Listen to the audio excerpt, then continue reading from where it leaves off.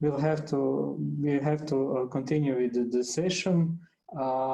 We have 4 talks that are focusing more on research data. One will present current practices and challenges related to research data sharing from the perspective of a journal editor. Then we'll hear about the Croatian infrastructure for scholarly communication repositories and data sharing. The talk about guidelines on how to write a good research policy will follow after that, and the last presentation will cover best practices regarding research data management. I remind you, you can put your questions in Q&A section. And the next speaker is Dr. Daria Pašalić. She is associate professor at the School of Medicine of the Zagreb University. She also lectures at integrated university and doctoral studies. She has been assistant editor of the journal Biochemia Medica for many years and was appointed editor-in-chief in 2017. And she is a member of advisory board of our portal Celjak. So, Daria, the floor is yours. Thank you. Okay. So let's see, in the perspective as myself as an editor-in-chief, what do we think about sharing data? At first place, I would like to tell you that we have a great impact in our editing that is that include research integrity. I think that this is something that is included in all of journals with a good editorial and publishing practice. At first, we made a triage of each manuscript that entered to the editorial and peer reviewing procedure. After this triage, we decided which one can enter to this procedure. So that means that I can say almost between 60 and 70 manuscripts can be desk rejected or rejected because they do not satisfy research integrity rules. At first, we start with cross-check for each of those manuscripts that enter to the procedure, and we use a specific program Authenticate for check similarity. All of those instructions that are related to the research integrity are published at our web pages. Also, we have to check for the if there the specific investigation that while to be published in our journal have ethical approval and informed consent. But also on our web pages, you can find a specific table with specific the specificity of the data that should be published, which define which manuscripts need for the ethical approval and informed consent, and which one maybe do not need such things. For example, informed consent is not necessary for the manuscripts that represent validation of some specific laboratory medicine methods. Trials on human subjects anyway need to be declared as a check on ethical approval by specific institution, and also each human participant, each subject should sign informed consent. This informed consent is archived, and it is totally on responsibility of the authors. Sometimes, when something is suspicious, or sometimes when maybe incidentally authors during submission declare that they do not have ethical approval, we kindly ask them to provide it.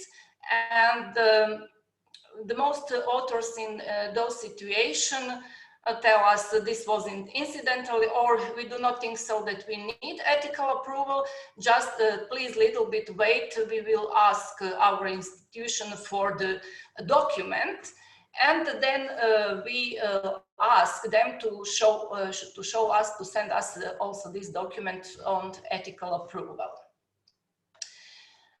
And how we validate the research data. I can say that until today, Biochemia Medica did not require that authors reposit their raw data in some kind of the public repositories. But there are some other things that we ask from authors. Those are we ask for very comprehensive data on subjects, but also methods and statistical analysis. Maybe this is something regular, this is something very well known, but you will be surprised how many authors, especially in this type of the journal, which is laboratory medical technology, according to the section in GCR, miss to give us specific data. So it is very important to notify real time and the place of the study, because sometimes the place and the study can change some data. So we ask for the dates of the beginning and the end of the study. Then we ask for the detail on study design, detailed inclusion and exclusion criteria, and the relevant demographic and history details like age, gender, and so on. And also we ask for ethical approval and informed consent. So also in the part which represent methodology, laboratory methodology, we ask authors for the data. So that means that they have to give the information on the manufacturer, and they have to represent the methods that are not previously published in this form, to give enough data so that experiment can be repeated by other researchers. This is very important because this spare money and also the time, something that is very important, especially in biomedical sciences, because we spent a lot of money and time for our investigations. So the validating research, according to my own knowledge and the consultation with some other editors, this validation in other journals is almost the same as in Biochemia Medica, but also I notified that some scientists and editors of the other international journals do deposit research data. For example, some of the Croatian scientists reposit their data on DABER, but also the other scientists on the OSF portal. You can find the link here. And this is in accordance to the FAIR principles in H2020.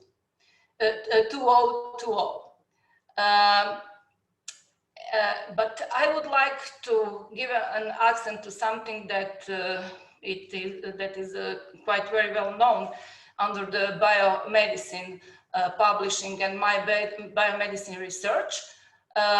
Most of the biomedical journals worldwide, but also in Croatia, declared that follow the so-called ICMGE or rules, regulations. This is International Committee of Medical Journal Editors, and therefore it would be expected from all of us to follow one of the recent regulations, which is related to the sharing of the raw data. This is something it is not so quite new. I think this is on the rules of ICMG for the last 3 years, but the most of journals, especially in Croatia, didn't implement these rules. Those rules tell us that especially clinical trials, something that is really up to date, for example, in pandemic investigation of vaccines or drugs for the treatment of COVID-19. Sorry. So this is something that we should consider it in the close future. So why? So I already mentioned up to date. Why is this necessary?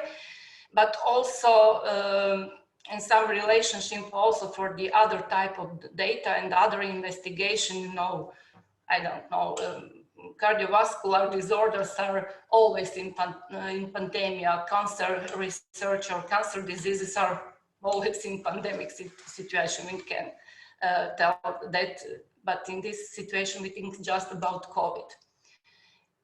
But I can see some problems with sharing of those data. And unfortunately, I heard some bad experience also, but let's list out what could be those possible problems. One of them are related to the GDPR. So, okay, so all of us have to take care of the GDPR in this situation. Then we have to take care of the institutional, foundation or national regulations, then on some kind of the patents. But also, me as an editor-in-chief, I'm afraid of the possibility to lose high-quality authors. Because some data cannot be shared, could not be shared, and some data are, especially some authors think that they are data that they do enough when they publish the paper and share in that way their data, but the raw data maybe it is questionable for some authors. And finally, there are some also other things that we can discuss, and I'm afraid also of the abuse of the raw data, because I heard that this is something, if somebody would like to make a plagiate or fabricate the data, he will do so without and with raw data. So therefore there is suspect for unauthorized use of the other people data, which are live, like I say, so in the public repositories.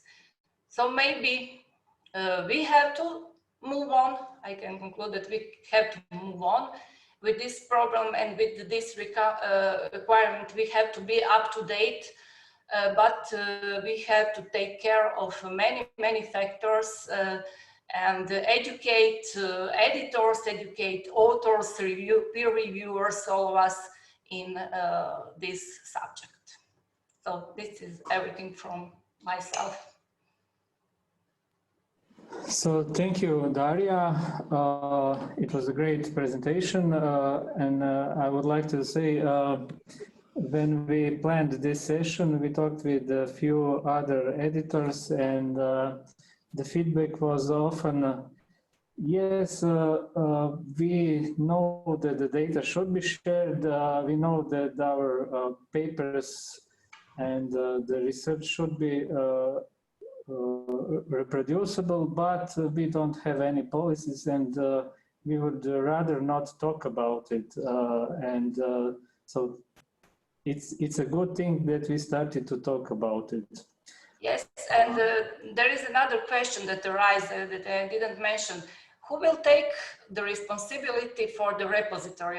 Is this would be responsibility of the journal, of the editors, of some kind of the other repositories, like for example, is Dabar, or some foundation, like we have a Croatian scientific foundation. So this is also something that should have to be defined quite well. So this is a very good question. We will leave it for the Q&A part of this session, and maybe we'll get some answers along this session, because our next speaker is Miroslav Milinović. He is Assistant Director at SRCE, University of Zagreb University Computing Center. He led the development of various parts of Croatian e-infrastructure like Hrčak or like Croatian Identity Federation. And he is also a great boss. I know that from, it's my first-hand experience. So Miro, the floor is yours. Thank you, Draženko. Hello to everyone. I'll do my best to keep with the time. And as Draženko said, the title of the talk is Infrastructure for Open Science. So I'm going to talk about the infrastructure part. I will therefore not address the organizational questions that might bother all of us. Let me then briefly explain what SRCE, University Computing Center, University of Zagreb, actually does in this context. SRCE is a central computing and infrastructure organization for higher education and research in Croatia. We provide the services, the whole stack of services in infrastructure, starting with our 2 data centers and ending, of course, with the applications and information services layer.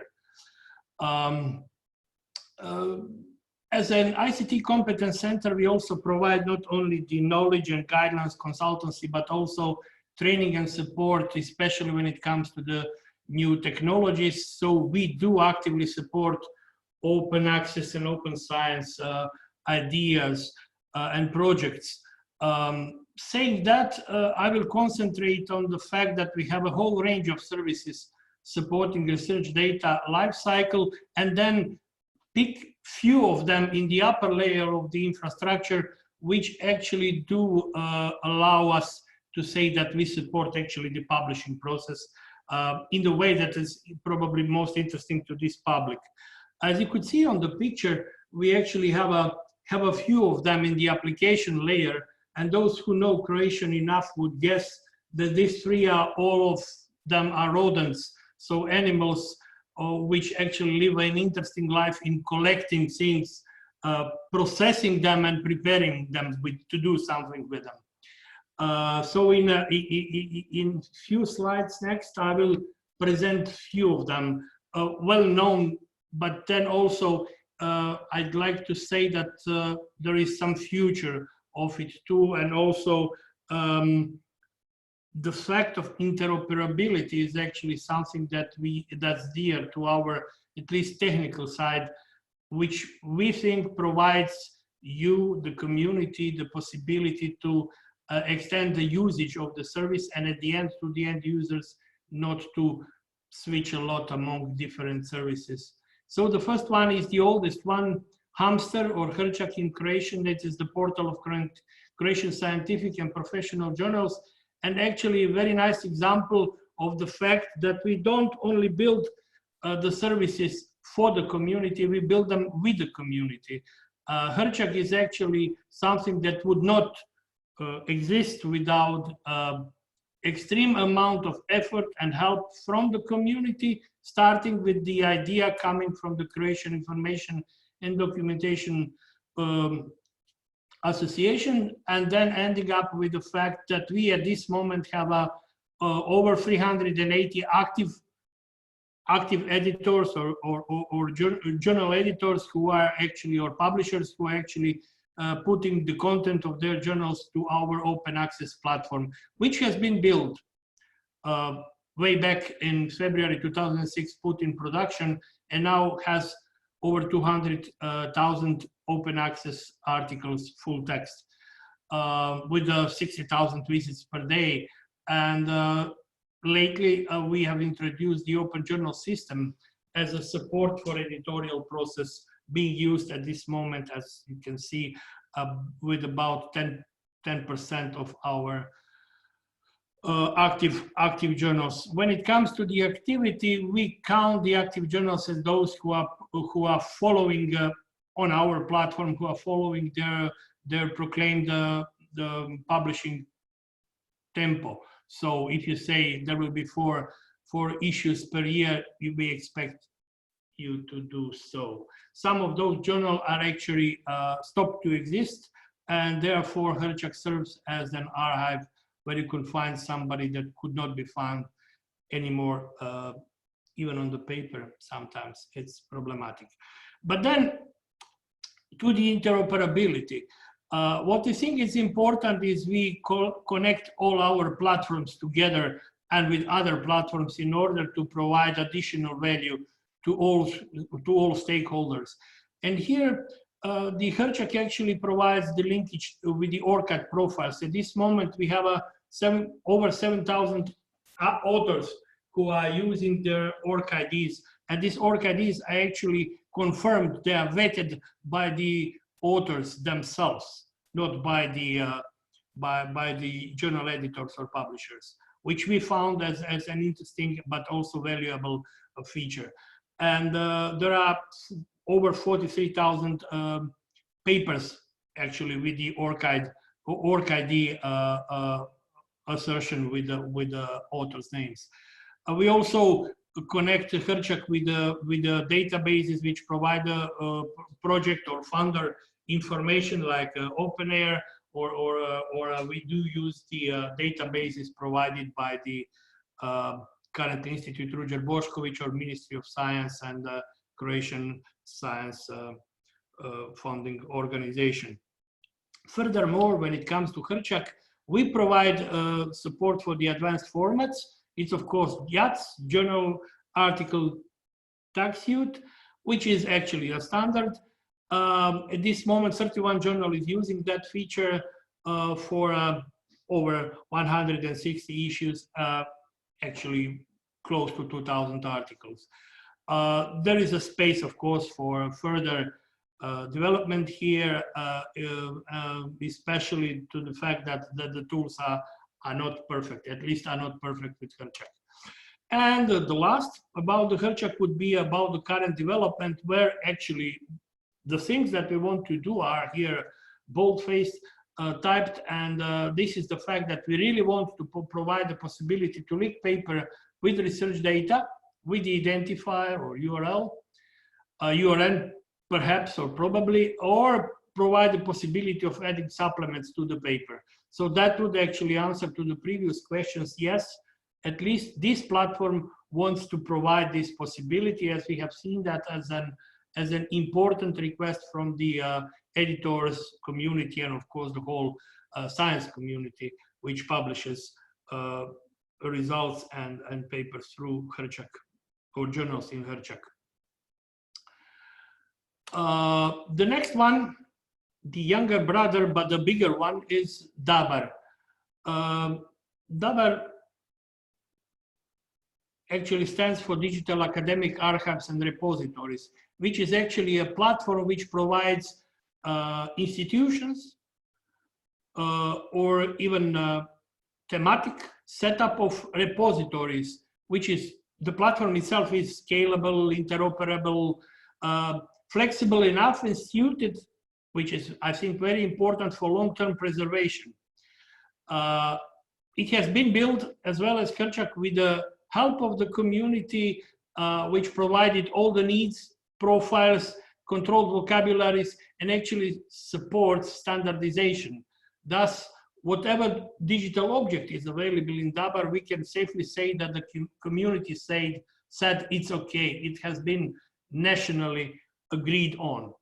At this moment, DABAR has 140 plus repositories of Croatian higher education and research institutions, with the 2 national repositories controlled by the National University Library. We have roughly 130,000 objects. Out of that, a little bit less than 50% is available in open access. Yes, of course, I can continue what has been already said. The GDPR and then the fact of copyright actually is also a problem here. So sometimes people see that something could be could cause a problem, so they publish things in their repositories which are close to certain public, typically for the institution, because institutional repository, as we see it, is actually the place where institution keeps all its digital belongings. Thus, it's quite important to underline that DABAR actually supports 15 digital object types, which are all nationally agreed. Journal articles, papers, books, book chapters, conference abstracts and presentations. Hopefully this one will also end up in SRCE's repository. Other document types, even reports, plans, blueprints, whatever, white papers, of course, then theses, dissertations, and also audiovisual objects, photographs, even radio dramas, and publications from the arts and crafts academies and so on. And research data, above all, and the research data. So fair data sets are something that we seek for. I cannot say we have a lot of them, but we do have something like a very large data set related to the climate research, and others are coming. So there is a place here for DABAR to be a place where an institution where the data has been collected, processed, and if they want to keep it, if they want to preserve it and share it with the others, DABAR would be a natural place to set it up. Of course, the educational resources are also among these objects. When it comes to interoperability, DABAR really does what I said. So it's connected with the institutional information systems and repositories. Few of the large universities have done it. It has a support for the electronic identity, for the if you want, we could extend it even to the global EduGain system. Then there is the URN-NBN service. Thus, all the objects get the URN-NBN, which actually guarantees something. And also, in the future, we plan the connectivity to the ORCID. And discovery services, as you can see, we do share data with the Open Air, with Open Door, and some others with further plans. And when it comes to the national information providers, there is a connectivity between DABAR and Hrčak, but also with the Croatian scientific bibliography, with the higher education information system, the Crossref, and some others. So this actually picture here is not for you to see how many of those are there, but more like that we are really open, follow the standards, which more or less are based on REST API and OIA PMH, and we are open to exchange metadata and even to exchange the data if needed. Last but not the least, the glue that we plan to set up as something that will enhance the possibilities of the end users. It's a Croatian research and information system, shortly called CRORIS, and again, there is an animal here. RIS in Croatian is lynx, bobcat. Unluckily, I don't have a nice logo here. It will come out sooner or later. This is part of very large scientific and technological foresight project, which is EU funded, and setting up such an information system is one of the pillars, one of the 3 pillars of that project. The system is in development until December 2022. So we will put gradually in production certain elements of it. But the idea here is, as you can read, to provide a comprehensive, complete, and reliable research information in Croatia. for Croatia, of course. So then to be able to do some scientific foresight based on that information, not on crystal balls. The idea is, of course, to follow the known standards. So if you want to see it at a glance, you see that this actually resembles the research information system as we know it from the European and global standard bodies. So there will be a portal which will actually provide the easy access and of the data about the institutions, researchers, of course, then publications, equipment, services, journals, whatever is related to the process of scientific research, and of course including the life cycle of the data, of the research data, with all the interoperability standards that we could envisage. But as mentioned before, REST API and OAI PMH APIs are something that we envisage from the very beginning. And of course, the interactions for these CRORI systems are actually meant to be nationwide. So we've seen that we have put in place all of the placeholders one could envisage in the national system: universities, all the higher education institutions, institutes, okay, of course, individual researchers, and at the same time, the national stakeholders like Ministry, National Council for Science, National Library, Science Foundation, all the agencies related to the science and higher education, the mobility, intellectual property, and so on. So to conclude, and I think that I'm still on time because Draženko is not, arguing about it. To conclude, the last slide, what we actually provide when it comes to the research data. There is a Hrčak, which allows actually journals with the support for linking to research data in near future. So your journal articles can link the research data or will be able to do it. DABAR is here. At this moment, all research outputs are there. If it is finished work, you can, with the institutional support, you can save it there. And CRORIS comes as a glue.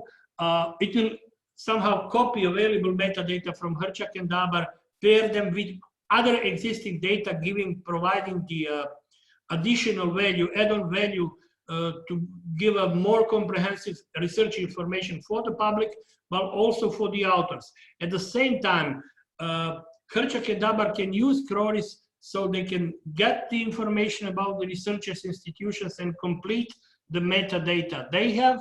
And at the same time, users are actually, will be, not yet, but until 2022, will be in a position to initiate entry of the data at one place and do not duplicate data or be in a position to duplicate effort in data entrance. So with saying that, let me just share with you 3 of the contact addresses and URLs, which actually provide you with a possibility to learn a bit more about the Hrčak, DABAR, and CRORIS, or contact teams behind them to learn a bit more or get a service or join us in making them better. Thanks. Okay, thank you, Miro. We have to go on and we'll address the questions later. As we heard, journals should start thinking about research data policies. We heard now that we have an infrastructure for research data, and our next speaker, Palma Dizdarević, will tell you how to write a research data policy. Palma is librarian at SRCE. She works on mentioned systems Hrčak and DABAR. And Palma, the floor is yours. Thank you, Draženko. So, hello everyone. My name is Palma, and today I will speak about research data policies for Croatian journals. So nowadays, many journals and publishers want to ensure that their published articles are accompanied with the underlying research data. And therefore, it is very important to mention data sharing. So the use of research data is maximized as they become findable, accessible, interoperable, and reusable. Data sharing encourages more connection and collaboration between scientists and researchers. It increases data circulation, and merging data from different studies allows you to build upon the work of others and enables exploration of additional hypotheses and important new findings. So, research data policies determine what, when, and where will be available. This year, in February, a research data policy framework for all journals and publishers was published as an output of the Data Policy Standardization and Implementation Interest Group of the Research Data Alliance, or RDA. So RDA is a global nonprofit organization that builds the social and technical bridges to enable the open sharing and reuse of data, and has more than 10,000 members. So this policy framework was obtained by analyzing and reviewing numerous policies from relevant scholarly publishers such as Springer Nature, Elsevier, Wiley, and Public Library of Science. And the first version of this framework was available for public comments for a short period of time in 2018. The top guidelines, or the guidelines for transparency and openness promotion in journal policies and practices, were also included in this review. So these guidelines are a document of advisory group for journals and funders, or top guidelines committee. They are supported by the Center for Open Science, and these guidelines contains 8 transparency standards. Some of them are similar to the 14 features that I will tell you in a few minutes, like data citation or data transparency or material transparency. And some of them are different, like pre-registration of studies, which is included in the top guidelines, but not in the 14 features. So as a final result, there are 6 policy types, along with these 14 features that are arranged into them. And it is very important to say that 1 month ago, in August this year, Research Data Policy Framework has passed RDA community review and is now an RDA supporting output. It means that these 6 policy types are the most latest, relevant, and globally accepted research data policies that all publishers and journals can use and adopt. So here we have 14 features of these 6 policy types. First one is definition of research data. So when implementing this feature, policies must specify what kinds of data will be included in the policy, such as tabular data, code, images, videos, maps, and so on. Then we have definition of exceptions. So policy text must provide examples of the types of data that they do not expect to be shared publicly. This may include sensitive or personal data, such as quantitative or qualitative data that could identify an individual without their consent. Next feature are embargoes. So policies must define if and what embargoes on data release are permitted. This may need to consider community norms, funding agency policies where applicable, and researchers reasonable first right, right of first use of this data generated during their study. Then we have supplementary materials.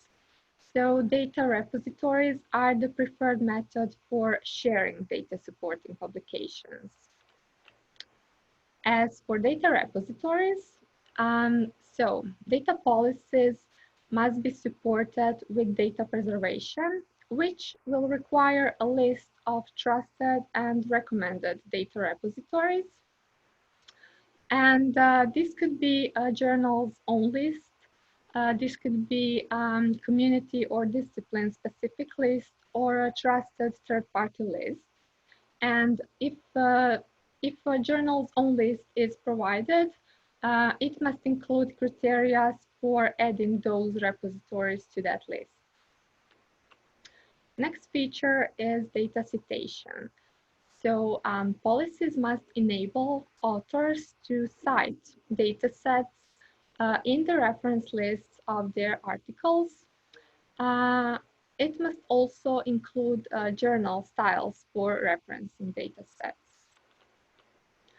Next, we have data licensing. So policies must specify what license is applied to the research data published in the journal itself. And it must also specify that the copyright in the research data is not transferred to the publisher. Next feature is researcher or author support. So policies must provide information on who authors should contact at the journal for more information on complying with the policy. So these are mostly common questions such as finding the right repository, or what are the embargo periods, and what are the exceptions to policy, and so on. Then we have data availability statements. So they tell the reader where the data associated with the paper is available and under what conditions the data can be accessed. It can also include links to the data sets. As for mandatory data sharing, it is clear that the policies will have to define if data sharing is mandatory for specific types of research data. For example, these types of data could be DNA sequence data or something like that. Next are data formats and standards. So data prepared according to community norms are more interoperable, and data available in open file formats are more accessible. So journals authors are encouraged to share their data according to these community norms and standards. As for mandatory data sharing for all papers, well, the data must be available in data repository or with the article as a supplementary material, and this must be verified as a part of a publishing or peer review process. Then we have peer review of data. So the policies must state whether peer review is expected or required, and if so, what the expectations of peer reviewers are. Policies must also state whether peer reviewers are expected to validate, replicate, or reproduce claims reported in the paper. And the last feature are data management plans. So they define what data will be gathered during the research project and how the data will be shared and stored during this project and after the end of the project. So these were 14 features of the 6 policy types. So here is a short overview of 6 policy types. And you can see those white and red marks or circles. So it means that for the white ones, policy will provide information on the selected feature, but this feature will not be enforced and checked as a part of the publishing or peer review process. And the red ones means that policy will provide information and action, and this feature will be checked at the end. So here we can see that all policies must define the types of the research data. All policies must provide an information for the authors or the support for researchers. And all policies must define what data license will be applied to the research data. Also, we can see that some of these features do not apply to policies 1, 2, and 3, like data availability statements, data formats and standards, mandatory data sharing for specific or all papers. And we can say that policies 1, 2, and 3 are the most flexible policies. And policies 4, 5, and 6 are more restrictive, and they contain all of these 14 features. So policy 6, yeah, it's require 11 of 14 features, and these features will surely be checked at the end of the as a part of the publishing or peer review process. So these policy types, along with these 14 features, are a product of the data policy standardization and implementation interest group of the RDA. These policies are available to you, to journals and publishers. So you can adopt them, you can use them, and it is a recommendation of this group to implement the policy types into the informations for authors. Policy texts along full policy text can be downloaded. They are available at this DOI number. So you can choose which policy is best for you, is best for your journal, and you don't have to build your own policy, so you can use one of these policies for your journal, depending on your needs. And for the end, this is an example of one of the most relevant scholarly publishers, Springer Nature. So if you go to their website and in the top left corner, you choose the section for the authors, you will easily find the research data policy types. So we can see that Springer Nature has 4 policy types. And we can see examples of the journals that use each of these policies. And we can see where they implemented their policy types. It is in instructions for authors, in editorial policies, and in data policies. Also, these policies are available in full text.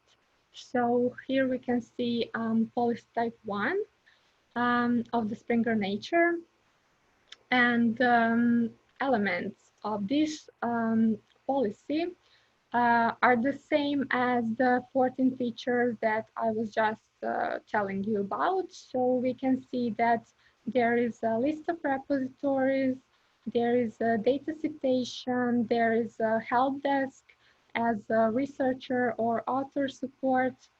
And this is just an example of the Springer Nature as a publisher and how they implemented their policy types. So I hope this will be useful for you, that you will check those 6 policy types, that you will see which one is the best for you, and that you will apply them and implement them. And I think that is all from me. So if you have any questions, please ask. Thank you. Thank you, Palma. We will get back to questions later. If you have any questions, please write it in the Q&A section. And our next speaker is Ljiljana Poljak. She is librarian at the University of Split Library. Currently, she is PhD student at the University of Zadar, and she is active member of Croatian Research Data Alliance community. She will today talk about best practices regarding research data management and the handbook we recently wrote. Ljiljana, the floor is yours. Hi. Thank you for the introduction. Just a second, I have to share my PowerPoint presentation.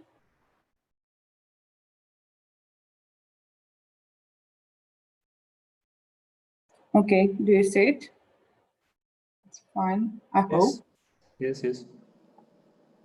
Okay, so this is the last presentation from this section, and I will talk about research data as well. But this time, the focus on the research data will be from researchers' perspective. As we are all aware that there is a growing need to publish our research data as well as we publish research papers traditionally. The pressure for publishing research data may come from various sides, from universities, research institutes, financiers, policies, and so on. On the other hand, the infrastructure for research data is becoming increasingly available. The previous speakers have given us a really good introduction to this context for publishing research data. So, considering all the things, we think that researchers could use some help in the process of managing their data and publishing them. RDA, the Research Data Alliance, is a global organization focused on developing social and technical conditions for open data sharing and its reuse, and it fosters data-based innovation. In Croatia, the national RDA node was established in SRCE in 2019, and it has been engaged in various activities in cooperation with the University of Rijeka Library, University of Split Library, the University Library of Osijek, and the National and University Library in Zagreb. Several workshops and webinars were organized to educate researchers, librarians, and students on how to manage research data. The last output produced is the Handbook of Research Data, or how to manage it. So I will present to you our latest output, the handbook. It provides a comprehensive set of guidelines and recommendations based on the research data lifecycle. And in the introduction, we actually answered these 3 questions. After the introduction to research data, benefits of its sharing, and fair principle in the first chapter, the research data lifecycle is presented in the second chapter. The next 3 chapters of the handbook are exploring typical activities undertaken in the data lifecycle from researchers' perspective, grouped in 3 sections. Before, that is the planning phase, the red one on the picture. Second chapter takes place during the research, and that is the red part of the picture with collecting, processing, and analysis of the research data. And the last chapter, named after the research, focuses on the green part of the research data lifecycle, publishing, sharing, and reusing data. In the chapter before the research, data management plan is the main topic discussed. It's very important because it gives a plan on how to deal with data or how to manage them throughout all the phases of the research process, from planning to the end of the research. Data management plan should consist of 4 elements: data and documentation, ethical and legal aspects, safety, storing and preserving, and sharing and reuse. This is the example of one recommendation that we have given to the readers in our handbook. This is the example of main questions that researchers have to consider while planning, storing, and preservation of research data. Storage is to be ensured during the research, and permanent storage comes after the research. And all of these questions have to be taken care of and thought of before the actual research takes place in the planning phase. Next chapter, during the research, deals with the phases in the research data lifecycle related to the collection, processing, and analysis of research data. Within these phases, recommendations and best practices are introduced for naming and organizing research data, control of different versions of research data, preferred file formats for permanent storage, preparation of documentation and metadata for research data, and protection of data during the research. This is the example of recommendation for naming and organizing research data that takes place during the research. It's, as you can see, it's very practical, so it could be used for naming and organizing documents or files on our computer in general, not just for research data. Publishing, sharing, and reusing of research data are covered in the last, after the research chapter, providing guidance on topics such as intellectual property, copyright, licenses, repositories, citation, and so on, all of that to enable sharing and reusing research data. For example, disclosure of personal and sensitive data, provide guidelines on handling this type of data, informed consent, personal identifiers, process of anonymization and pseudonymization. And as we have already heard from previous speakers, some of this is already mentioned as obligatory for researchers when publishing papers. This is the example of recommendation from handbook for choosing the appropriate license, by which we define rights of usage and reusage of our materials. Basic guideline that we provide is very simple. The less restrictive licenses, there is a greater possibility of its reuse. First, we recommend CC0, Creative Commons Public Domain Dedication License, which enables free reuse. Second license that we recommend to researchers is CC BY 4.0, which allows modification, processing, and sharing with the condition of naming the author. Other than presenting the licenses and its features, the caution that may concern with the usage of CC BY 4.0 license, for example, is the accumulation of naming that could happen. The best option would be using the CC0 license and ask for credit. It's quite common to publish data or other work and in the public domain with the statement, please attribute my data or something similar. At the end of every chapter, we give the list of useful tools that could be used by researchers. This one is created to facilitate the after-the-part research. It consists of online tools, softwares, lists, and tips and tricks that could be useful with the topics covered in the last chapter. As you remember, licenses, intellectual property, where to publish data, and so on. At the end of the handbook, there is a glossary with terms that are important in research data management. For example, terms like anonymization and encryption, or acronyms that could be found in the handbook like FAIR, DMP, GDPR, and so on. The handbook contains the best practices on how to manage research data to make them suitable for sharing and reuse. The target audience are researchers, students, and librarians. And it's important to note that it was written specifically taking into account the Croatian context and Croatian infrastructure. For example, there's recommendation to use Croatian National Repository Infrastructure, DAPAR, and our institutional repositories. So actually I was very brief. I don't know how much time do we have left, but in the name of all the authors, Ivana, Kristina, Marta, Ivana, Draženko, and myself, I would like to thank you all for your kind attention. And here you can find the link to our handbook, and we are open for any suggestions and feedback. And I hope it would be useful to you. Thank you, Ljiljana. Thank you for being on time. We have now some time left for the Q&A. I would like to address first the question that raised Daria. Who is responsible for data?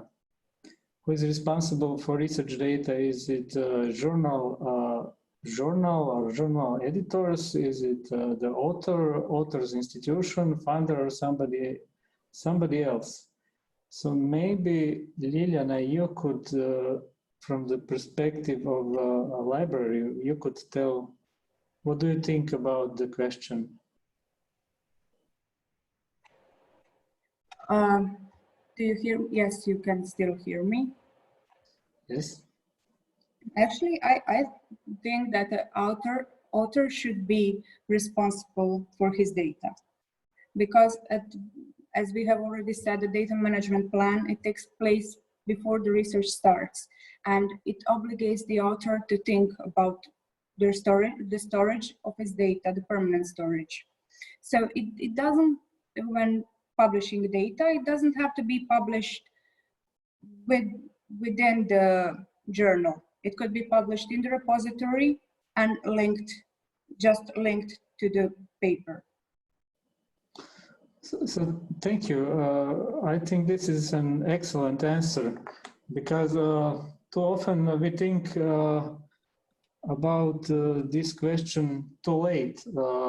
Data management plan is actually the right time when the author or researchers should answer the question, how will they keep the data, how will they store the data during the research, and what will happen with the data after the research. And we saw today we have the infrastructure, technical infrastructure, and what Ljiljana presented is a handbook. So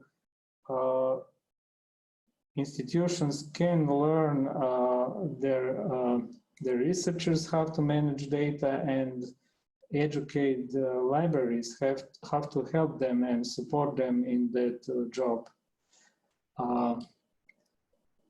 So we have more questions. This one is for Daria.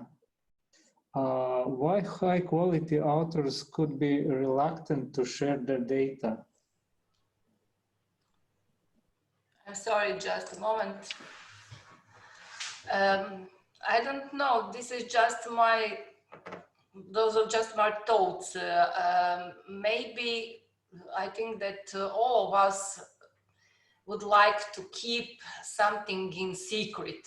You know, maybe you understand me. I don't really know. This is just my opinion. I'm not sure about it, but I heard in some instance, for example, in some foundation, you have to, for the peer reviewers, or better to say, for evaluators of the data, some authors, not authors, some scientists suspect that their data that they have to share with foundation evaluators were abused.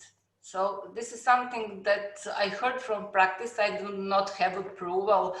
Then I know that some authors shouldn't like to share their raw data.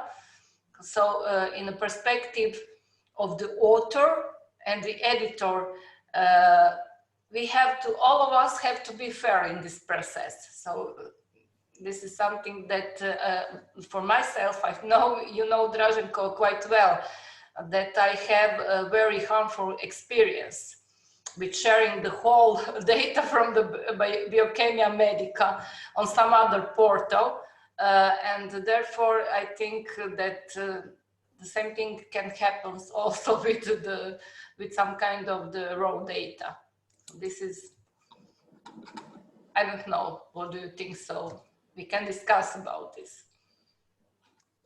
So maybe you can elaborate more about your opinion. Who is responsible for the data? What is your opinion? Should editors, journal editors at all think about the data, or they could just require the author to provide them a link to data? Yes, for sure, the link to data had to be provided, and I think that great responsibility also lies to the repositories. So the repositories are formed as some saving those data and to keep them authorized. So I really think so. We have to move forward, but I can maybe you can understand me that there is a little bit suspect on this. What will happen sometimes. I hope so that this won't be a practice, that this will be some individual situation, but we have to be prepared for those situations. Unfortunately, I can see it as the editor-in-chief that sometimes the people do not understand what does it mean plagiarism. I mean, especially on those plagiarism that can be overcome with some corrections. And I don't know, I can again repeat, we can discuss about this. Okay, thank you. Does any other panelist want to comment on these topics? I would just like to say that we have to manage our data through the process of research and after the research, and store it permanently, no matter if we publish it for everybody to see it or just to keep it for us in private purposes. We really have to take care because of the transparency of the research and just the basic fundamentals of the research process. We have to find them a place. And what about the support to researchers? Do you think libraries could do that job, or is there any other way how to organize support for researchers? I think that librarians can give a hand to the researchers through the process with stuff like we saw on the presentation, like tips on the naming and files and some sensitive data. And I mean, some of the steps librarians can help to the researchers, but the researcher he knows the best how to collect its data, how to describe it, and how to keep it. So I think that in cooperation, it's fine. Okay, thank you. Now we spent all the time we had for this session. I would like to thank all the panelists, all the presenters for great presentations. Hopefully some journals in Hrčak will write now their data policies. Hopefully some researchers will read the handbook that was presented here and start using the available infrastructure that we have in Dabar, and that the next year we will we will discuss the results, and we will see results of this session. So thank you again all for joining this session. We now deserve a little break, and next session starts at 4 p.m. Goodbye, everyone. Thank you. Bye. Bye.